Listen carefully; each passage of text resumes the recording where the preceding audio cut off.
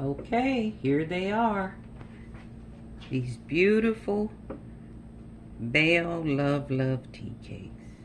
See how soft they are? And they are delicious. Hello, this is Shar from The Real Kitchen for Real People, and I trust that everyone is doing and feeling well.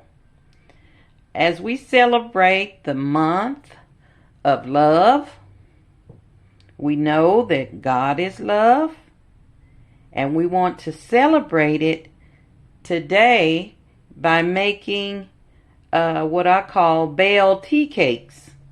Now, this tea cake recipe came from one of my old neighbors. She was 90 plus years, and she would always fix these tea cakes for my children. So when they got out of school and everything, they would rush in the house and put their stuff down and go over to Bell's house so they could get their after school love tea cake. Now this is a love tea cake, so since it's the love month, I thought this would be a good time to share with you and offer you to come cook with me as we make these love Bell tea cakes. So these are the ingredients that are required for this special cookie or tea cake. Some people call them tea cakes, some people call them tea cookies. But she called them tea cakes, and they're a little different than the regular sugar tea cake. So you have to pay attention because there is a secret ingredient in here. Okay, what you will have in this recipe is your 2 eggs, of course, and 3/4 cup of sugar. In this bowl, I've already put in this bowl 1 1/4 cup of all-purpose flour. You're going to have a half a stick of butter, and you're going to have a teaspoon of vanilla extract or vanilla bean extract. You're going to have a teaspoon and a half of cinnamon. You're going to have baking soda, a half a teaspoon of that, and then a dash of salt. And then the secret ingredient to this recipe is this cinnamon. So I know we said 1.5 teaspoons of cinnamon, but it just depends on how much cinnamon you want in the recipe. So if you like it real cinnamon taste, then you add a little bit more. But we're going to start out with 1.5 teaspoons of that cinnamon. Okay, in this bowl, we're going to have the butter. We're going to put our butter in here, and we're going to cream it slowly with the sugar. Now I'm going to put this butter in the bowl. It's room temperature, but I will cream it slowly and add my sugar slowly to the butter bowl as I mix it. But what I'm going to do is do that so this mixer won't be so loud on you. I'll show you how it is to look when you finish creaming it. So you're going to cream your butter and sugar together, and you're going to add it gradually. Don't add it all at once because it'll be grainy, you know. So just cream your butter, add sugar slowly, and I'll be back to show you what it should look like. Okay, this is how it'll look, and be sure to scrape your sides around here to make sure you get your butter in the middle, and then give it another good blend. Okay, this is what it will look like once you finish creaming your butter and sugar. Now we're going to add our eggs. We're going to add one at a time and beat for 1 minute after each egg. So we're going to add 1 egg. And of course I'm going to beat it, so with my beater so it won't be so loud. Okay, I'm going to add my other egg, and I'm going to beat it for 1 minute. Okay, this is what it'll look like after you've creamed your egg. Now use your egg, sugar, and butter, and that's how it would look. And that you can kind of take your spatula and scrape around the edges. Like I said, you constantly do that. Make sure it gets combined with your other batter. But that's the texture you will have right there. Okay? All right, now we're going to set this aside and mix our dry ingredients. In this bowl here of dry ingredients, I have 1 1/4 cup of flour. And then I'm going to add a dash of salt. And I'm going to add a 1/2 teaspoon of baking soda. So I'm going to have 1/2 teaspoon of that.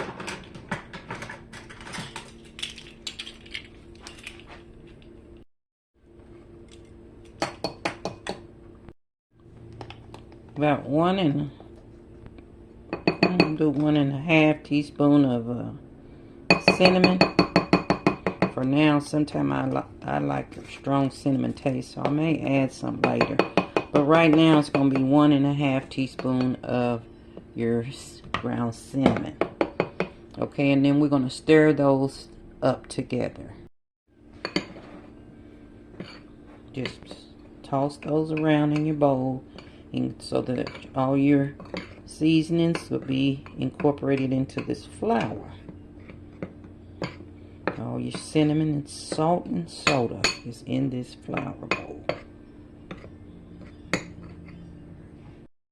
Okay, I set that aside and bring back my butter mixture, and I'm going to add my 1 teaspoon of vanilla to this mixture.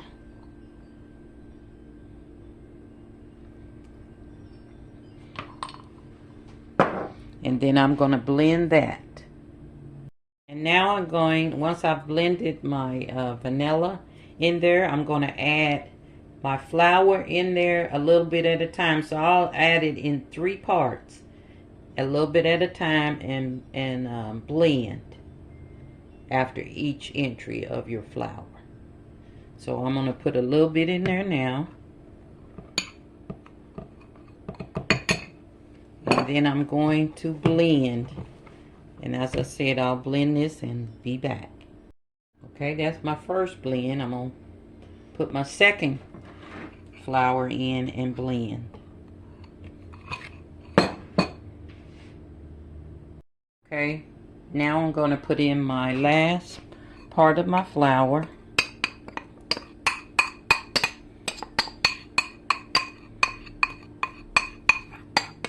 And you'll notice that your batter is getting thicker, and that's what you want. So now I'm going to blend this last part and scrape the sides as I blend. Okay, after the flour blend and all your batter is blended, this is how your batter will look. It'll be a little thick like that. Now, with this batter, you can either make your cookies with just plain like this, and they're delicious, or you can add nuts to it, pecans or walnuts. But she would always make them with no nuts in them, because she had all ages of kids that she would make them for that lived on our street. So they were all ages. Some maybe couldn't have the pecans or whatever, so she would always just leave them plain, and all the kids on the street would go over and get Gil's love tea cakes. So this is the original recipe, and if you want, like I said, you can add pecans to it. It is great that way as well, or you can split your batch up and make some with pecans and some plain. Just depends on what you want. But I'm going to let this rest for 5 minutes, as I clean my area. As you know, you put up your stuff, clean your area, you'll be a lot less stressed. So I'll be right back. Okay, now you want to preheat your oven to 370.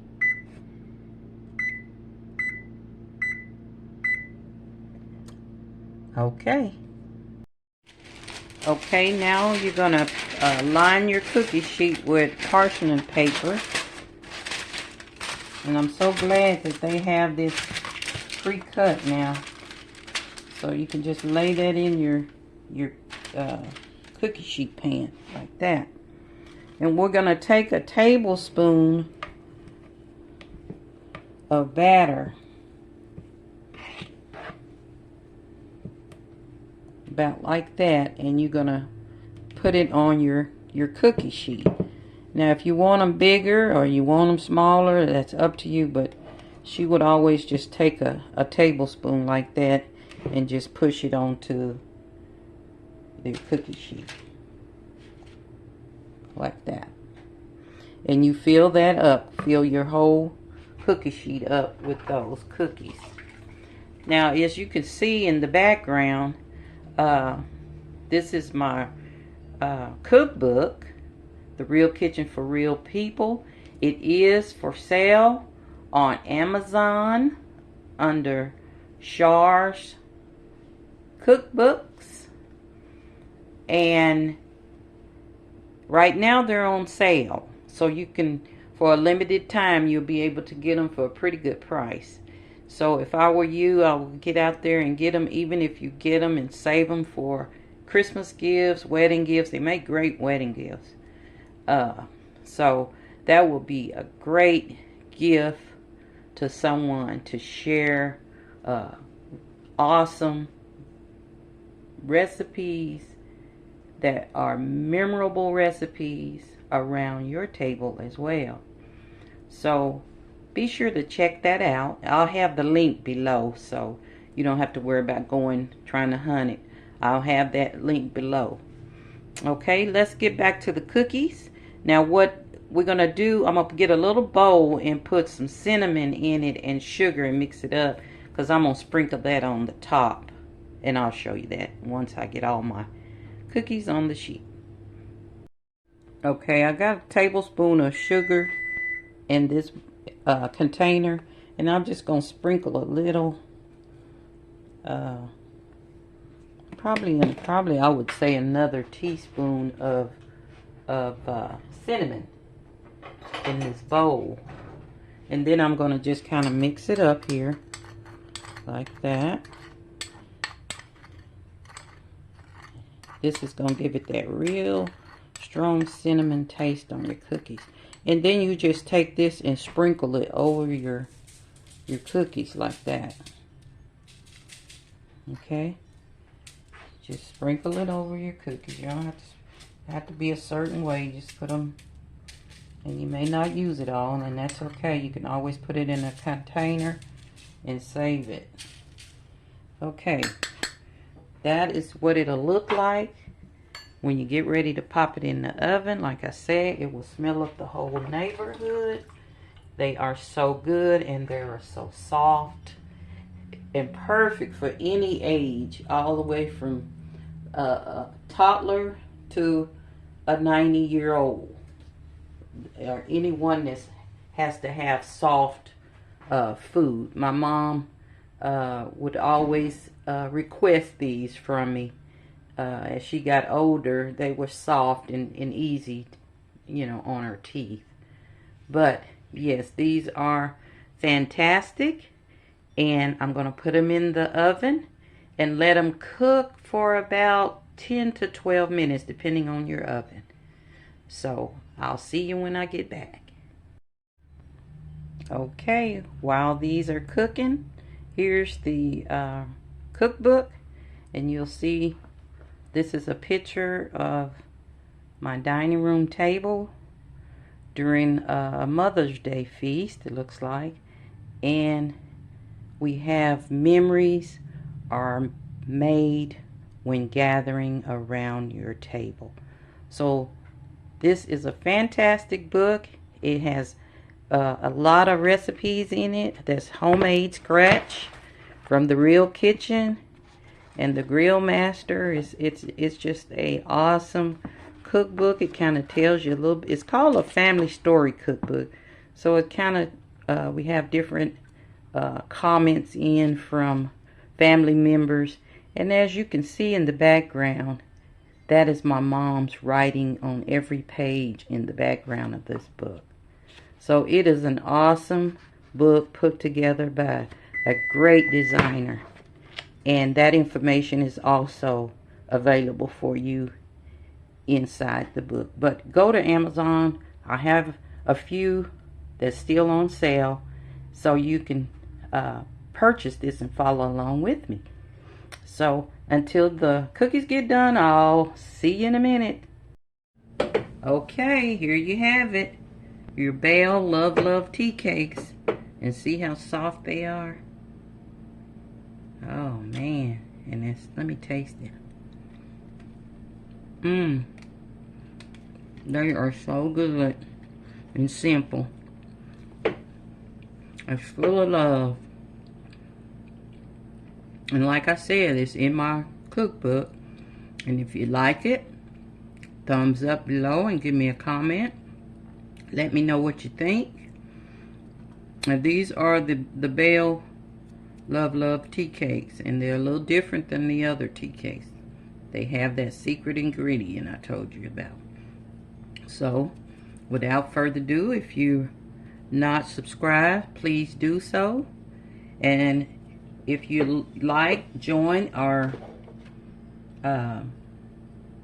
channel's pantry lounge, and there you will find some extra perks. So without further ado, I think I'm gonna get me a big tall glass of water and have me some of these delicious tea cakes. So until next time, love, love.